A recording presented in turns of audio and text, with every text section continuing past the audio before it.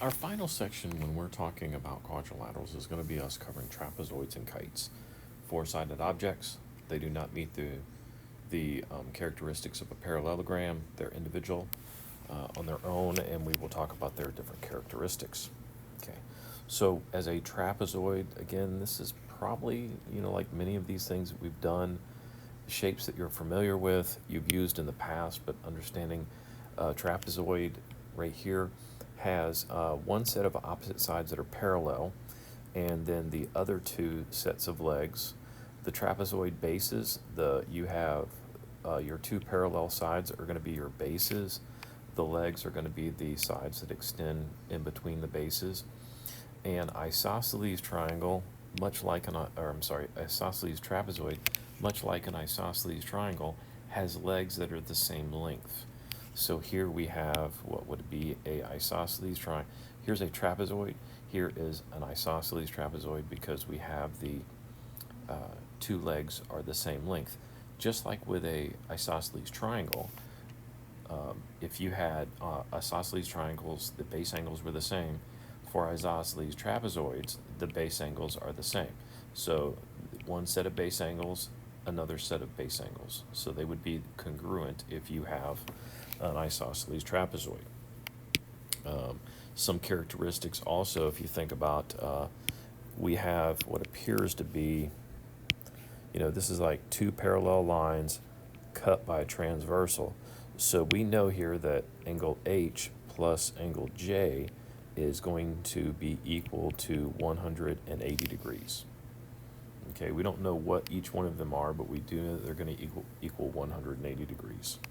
And again, we know that G is congruent to H and F would be congruent to J. So characteristics. So different theorems here. What else do we know? Trapezoids is isosceles if and only if the diagonals are congruent.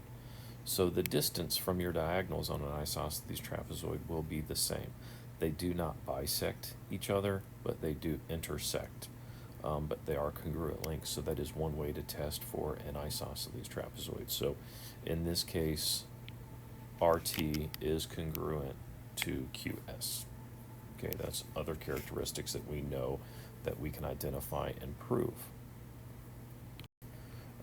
Looking at a trapezoid and modeling, looks like the body of this guitar shown is a trapezoidal prism. The front face of the guitar is an isosceles trapezoid. So looking at this, we can see that my base angles, A and B would be base angles, and D and C would be base angles. For an isosceles trapezoid, we know that in this case that AD is a leg, and it is going to be equal or congruent to BC. So we can make those things equal to each other to find out values. And what they've done here is they've said AD is congruent to BC, so the measurements are going to be the same. They substituted in the values for AB and BC. Then they, I'm sorry, not AB, AD. And then they want to prove that the x is equal to 11. Well, proving it is often just justifying it or solving the solution or solving that definition or statement that you have. So here we would, let me see here, subtract 4x from both sides. And then we have 5 is equal to x minus 6. We will add 6 to both sides, and then x is equal to 11. Or using the symmetry property, we write it the way we're normally used to seeing it. So we're able to prove that based on that information.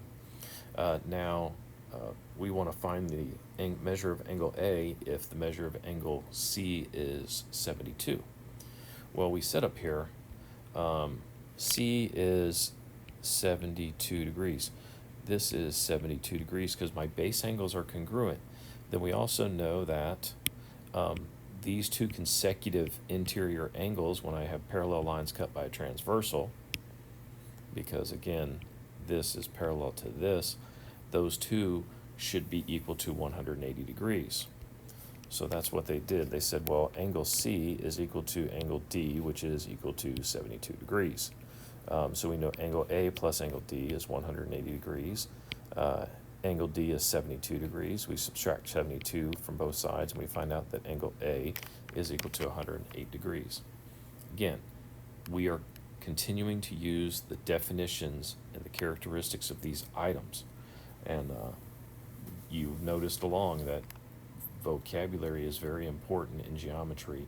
If you don't know the vocabulary, you don't know the definitions, then you don't understand what they're asking you.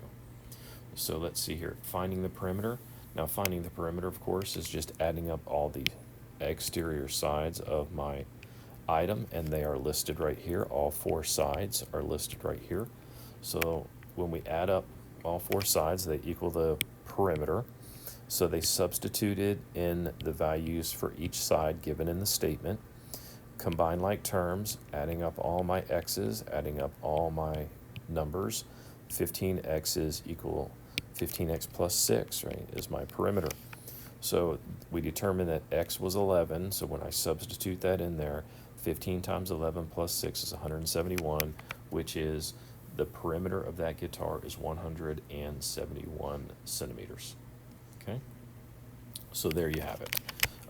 Using those definitions and working with some of the material and information that we've covered up until now. Isosceles trapezoids on the and coordinate geometry. Well, I've gone and graphed the trapezoid. So it says quadrilateral QRST with these vertices. Okay, I've graphed RSTQ. Show QRST as a trapezoid and determine whether QRST is an isosceles trapezoid. Okay, to be a trapezoid, I have to have two opposite sides that are parallel. Looking at this, these two are clearly not parallel, but QR and ST could be parallel. So if I find the slope of QR and the slope of ST, remember the slope formula? Slope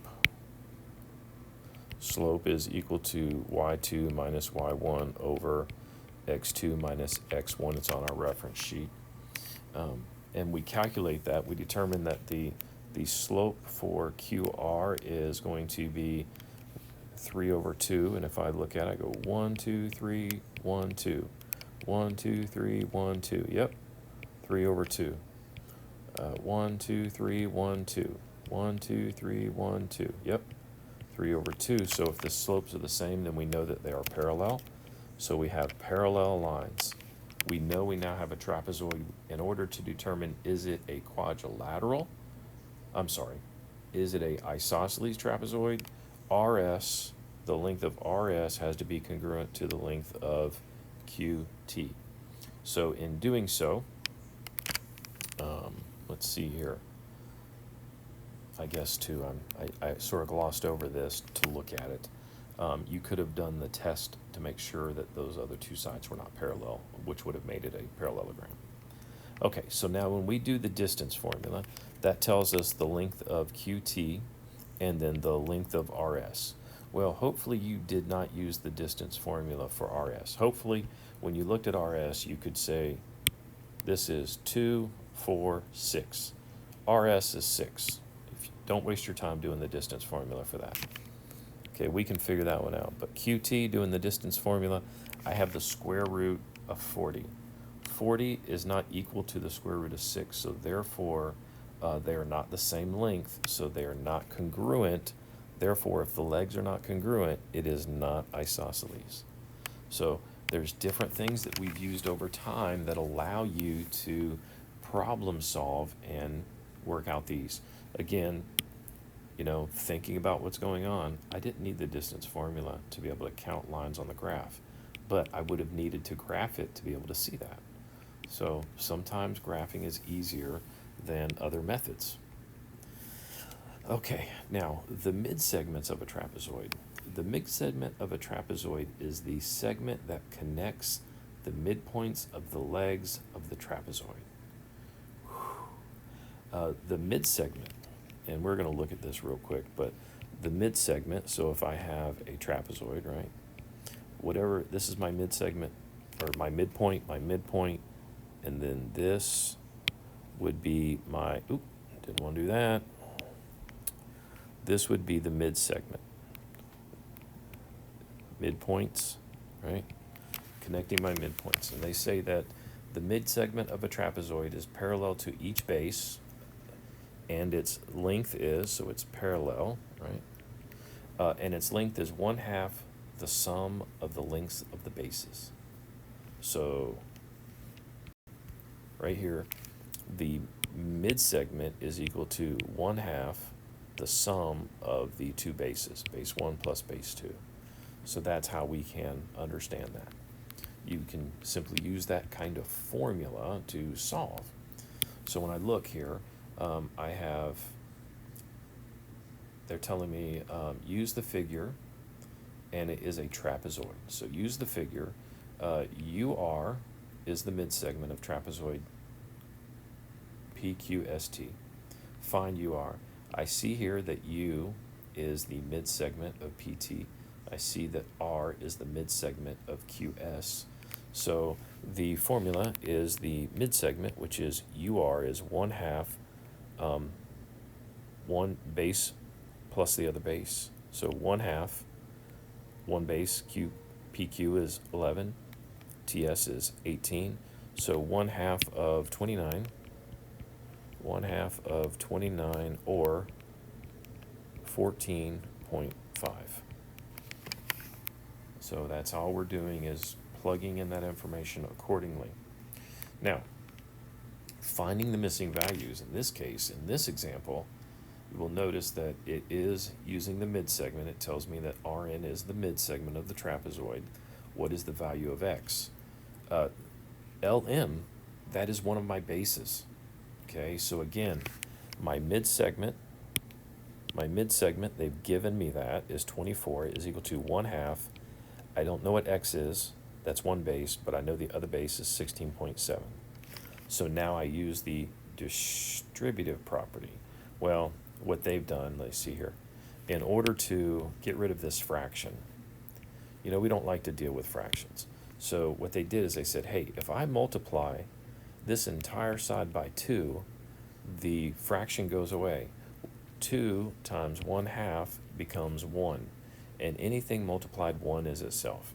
But I need to, if I multiply one side of my equation by 2, I have to multiply the other side of the equation by 2 to maintain that balance. So they eliminated the fraction there. Get rid of the fraction if you can right off the bat. So 24 times 2 is 48, and then we just have x plus 16.7. They then would subtract 16.7 from both sides and end up with 31.3. Okay, so just finding that missing value. Once you plug in your formula, we only had one unknown value to find, and we just use our mathematical operations to get us to that position. Mid-segments in the coordinate geometry, well, again, they're telling me that this is a trapezoid. They tell me that AD is parallel to BC, so I know AD is parallel to BC. And then you can use the midpoint formula to find the midpoints of AB and DC to go ahead and create that mid-segment. Well, again, here, I maybe don't need to use the midpoint formula for this. I might be able to just simply say, well, if this is 18, then I know 2, 4, 6, 8, 9. 9 should be my halfway point. 2, 4, 6, 8, 9. That should be one of my midpoints. And sure enough, that would be 9, 8, 9, or 9, 8. So 9, 8. And then the midpoint for DC, now I would have had to use the midpoint formula, but that turns out to be 21 over 2, or 10.5. Okay, so 10.5, right? There's my other midpoint. So there's my mid-segment. And I'm able to come up with those 2 points to create my mid-segment. Okay, now for kites, don't be fooled, they're not a rhombus. So a kite is a convex quadrilateral that you can see, convex quadrilateral, with exactly two distinct pairs of adjacent congruent sides. So two sides adjacent, these two are next to each other, adjacent, congruent, adjacent, congruent. Because a parallelogram has opposite sides, the kite has adjacent sides. And then if a quadrilateral is a kite, then the diagonals are perpendicular. Okay, so that is similar to a rhombus, that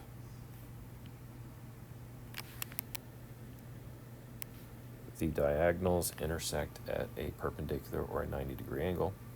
And then exactly one pair of opposite side angles are congruent. Well, the opposite, which one of these look like they're congruent? Well, angle N is congruent to angle L. That's what we know. And then they're going to tell us a little bit more characteristics here coming up, but there you have it. We do find out that, these angles are bisected. Those angles will be bisected, but we'll get to those details. So looking at that, I know that all of my angles in a quadrilateral add up to 360 degrees. Here they're trying to say, hey, I have two angle ends. That's measurement of angle L technically, but we know that they're the same. So I might write this, if I said angle L is X, angle N is X, I would have 71 plus X plus 52 plus X equals 360, and I have 2X plus 123 equals 360. A little bit less convoluted now. Subtract 123 from both sides, and then 2X is equal to 237 dividing by 2, and X is going to be equal to 118.5 degrees. Okay, that's what it's going to be. So just seeing the similarity of using the angle measurements or substituting in a variable, whatever you're more comfortable with. Now for this kite, things that we should know, doing this check again. Angle F is congruent to angle H. So I know that angle G plus angle F plus angle H plus angle J is equal to 360. I'm just going to substitute in X, and I know that 128 plus X plus 72 is equal to 360. 2X plus 200 is equal to 360. Subtracting from both sides because I want to maintain my equality. That becomes 0. 2X is equal to 160, or dividing by 2, X is equal to 80 degrees. So I know angle F is 80 degrees, and technically angle H is also equal to 80 degrees. Understanding the characteristics makes things a lot easier to do in geometry, so vocabulary centric. Here we ended up using the Pythagorean theorem. And why did we do that? Because if you remember, my diagonals on a kite intersect at a 90-degree angle, which means we could imagine that we have a right triangle, and when we have a right triangle, it does allow us to find missing pieces, missing sides. They want us to find AD, and in this triangle, this would be the length of A, B, C, so I could take A squared, this would be A squared plus B squared is equal to C squared, and that allows me to process through the Pythagorean theorem to find out that the answer is, the length is 12.12 and the square root of 5. Now, you may come up with a decimal there, which is fine. And we'll work more on that in class, but just being able to calculate that. Now, to find the perimeter, we don't know enough information. We would have to come over here and say, well, technically, we have A B, C. So we could use the Pythagorean theorem again to find out that side length. And they did, and they said this is 6 square root of 5 and 6 square root of 5. And then we add all those things together, right? We had 2 times 6 square root of 5, 2 times 12 square root of 5, and it came to 36 square root of 5. And again, in class, we may end up with a decimal, but you have to be able to convert from decimal and radicals just like you would convert from fractions to decimals. It's one of those skills that you're adapting if you don't remember or recall how to simplify radicals. And then for this check right here, doing this, we want to find out what the length of CD is. Well, again, I have A, B, C. I have A, B, C, so I can do the Pythagorean theorem twice to help me get these going. So having done that, I went ahead and did my Pythagorean theorem. A squared plus B squared equals C squared, A, B, C. It turns out that C is going to be equal to square root of 89 because I combined like terms, so this came up to 89. C squared equals 89, so in order to get rid of C squared, I have to find the square root of both sides. So the square root of C is equal to the square root of 89. Great. And then here, I turn around and did the same thing. 25 plus 144 equals C squared, so C squared is equal to 169. C is equal to the square root of 169, or 13. So 13, 13, square root of 89, square root of 89. So this length is the square root of 89. The perimeter would be 13 plus the square root of 89 plus the square root of 89. And that would give me the perimeter. And that is using the characteristics of our trapezoids and kites to help us solve real-world applications.